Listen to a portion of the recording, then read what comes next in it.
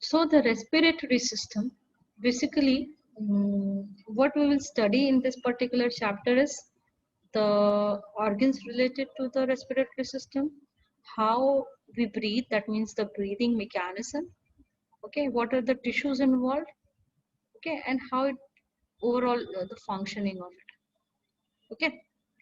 So this is one of the most vital process in our body, right?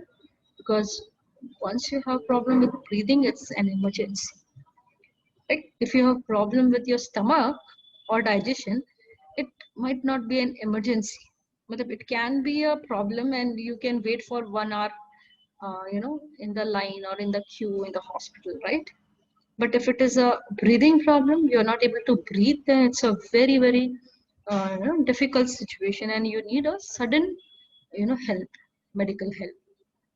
So respiration is a very vital process in all living organism. So here what I was telling was just breathing part, but respiration will include all the processes from where we can get the energy. Okay. So it goes on non-stop throughout life. This chapter will explain the various aspects related to respiration. Okay. So what is the need of respiration? Okay. So first of all, we should know what is respiration. It is not breathing. Don't get confused with breathing and respiration. Okay. Breathing is just taking in and leaving out the air or the gases.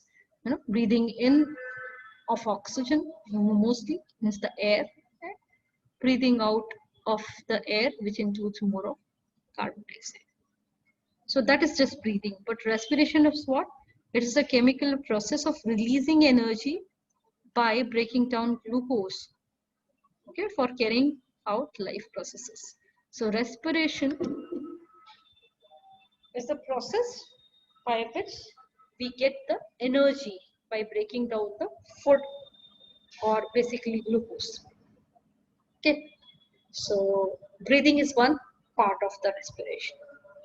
So in us, okay, and even in smaller animals also, like lower animals also. So this chemical breakdown occurs by utilizing oxygen and is represented by the following overall reaction. So you can see this reaction. I think every one of you would have seen this reaction from classes, previous classes. So this is glucose breakdown, right? What is the glucose breakdown? We already we also studied this like before. Okay, tell me here what is happening in this reaction, the chemistry aspect. Who can tell what is happening in this reaction from chemistry point of view?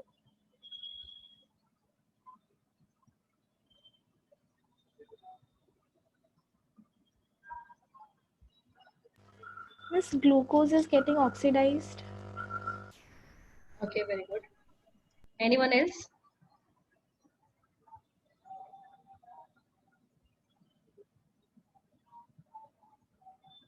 Anything else you can add? You are studying chemistry, right? You all of you are studying chemistry, everything, moles and everything. Yes, miss. So tell me something about the reaction. What is happening?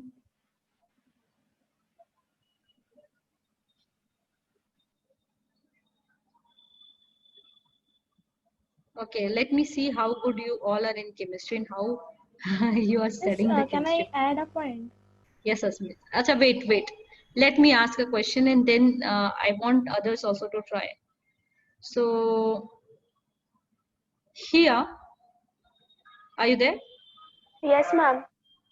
Can you tell me from the equation, if I have 10 moles of glucose, what amount of oxygen will be required to completely oxidize it?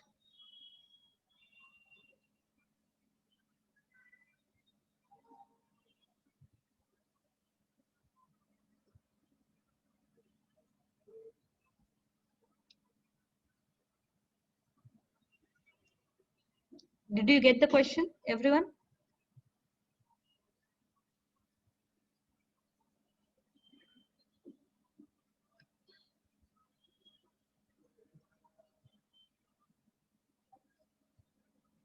Hadi, can you tell?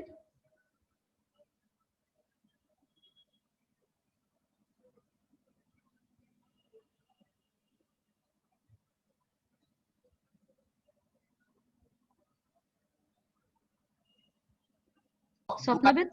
2 lakh na 3 lakh দিলাম। Can you just repeat your question?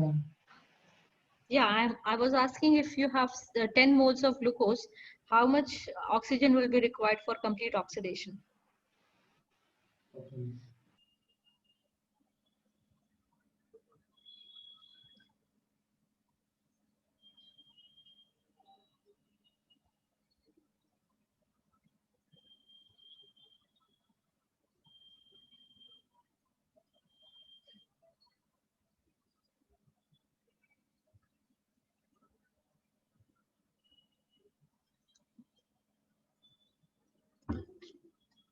No idea?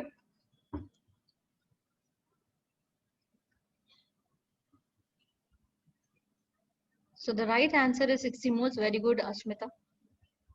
Your answer was correct. So how do we know that? See here. From the Okay, balance. I'm not your chemistry teacher. I was just checking you. Okay. So here 1 mole of glucose is there, which requires 6 mole of oxygen to complete oxidation. Okay, complete oxidation means the whole glucose molecule is breaking down into the simplest molecules, right? And they're giving a particular amount of energy, right? So 1 molecule of or 1 mole of glucose needs 6 mole of oxygen. So 10 moles will need how much? 10 into 6. That will be 60 moles. Anyways, that was just a side question to check how good is your chemistry. Always when you're studying biology, it doesn't mean that there's no chemistry. You always apply chemistry in biology. You always apply physics in biology.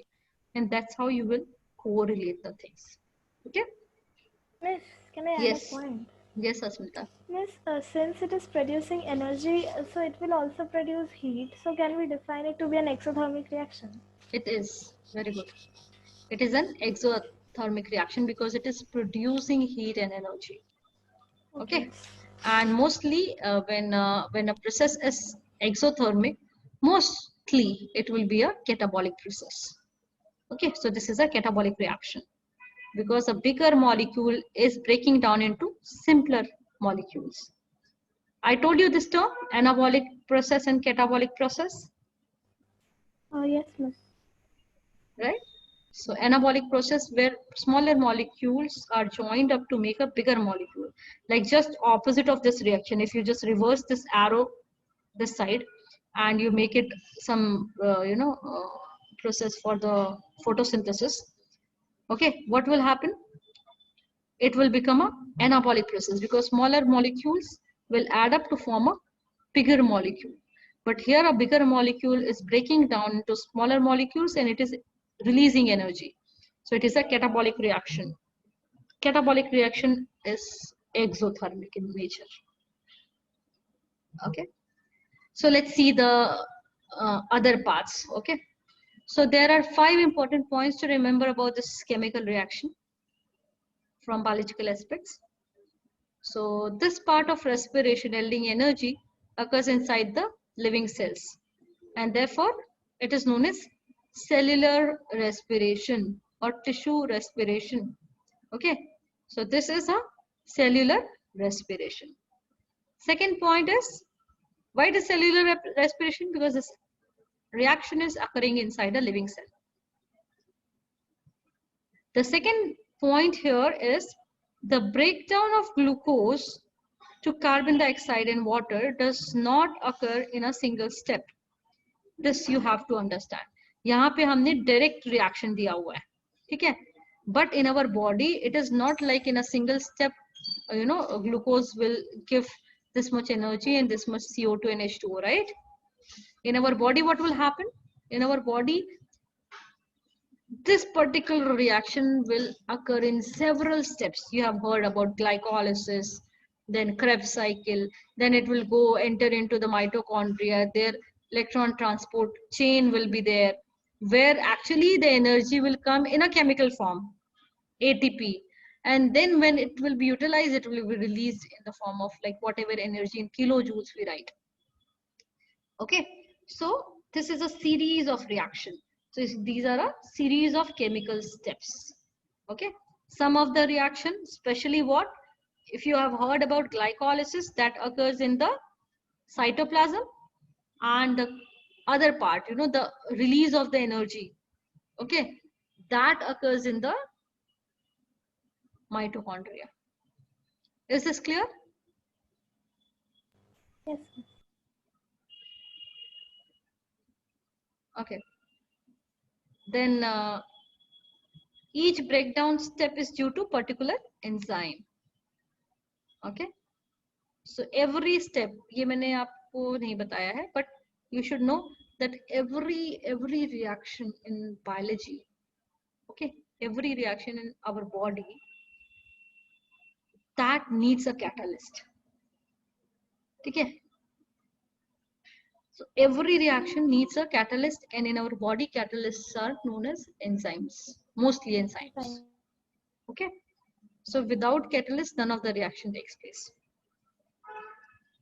And the energy liberated in breakdown of the glucose molecule is not all in the form of heat, okay, but a large part of it is converted into a chemical energy.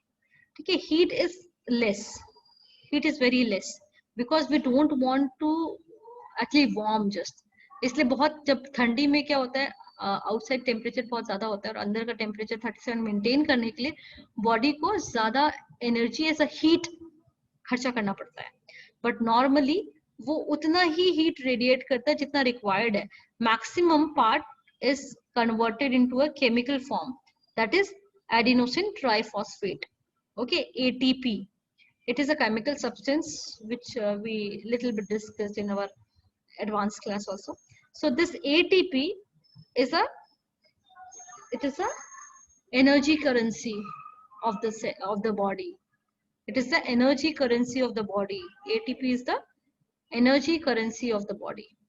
Okay, so most of the energy is converted into ATP. Okay, and then what else is there? Okay, some point is given. See here, currency of energy. ATP is a sort of currency of energy inside the cell. 1 mole of glucose, very important point. ये आपके higher classes में it will become one of the important answer.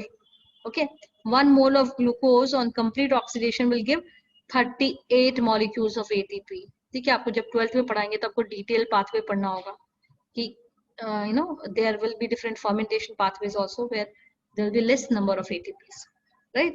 And details also in glycolysis how much, in Krebs cycle how much, in ETS how much, so separately. But overall 38 molecules of ATP is generated by full or complete oxidation of 1 mole of glucose. Okay, this is important point. And the essential steps of cellular respiration are same in plants and animals. Say glycolysis will occur in all organisms. Okay, respiration also, complete respiration also occurs in, complete means I'm not talking about full oxidation, I mean to say कि respiration process, it occurs in all organisms, okay, without fail, plants and animals, and it occurs every time. It's not like it will occur in day or it will occur in night. Respiration occurs throughout the lifetime of the cell, because cell will need energy each and every moment for its reactions, for its metabolic activities, and that energy is provided by the process of respiration. Okay, is this clear to everyone? Is it clear here?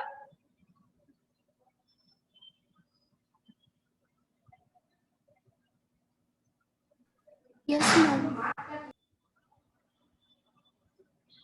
Okay. So I think now we will have another class, and I think आपका भी after 10 minutes you will have another class. So we will not go further. It was just an introduction. Then in the next class we'll go in details of the respiration. Okay, you can take 10 minutes break before starting your new class. Okay. Chalo then, see you all. Okay, and I'll inform in the group about the test if it is there. Okay. See you. Bye bye.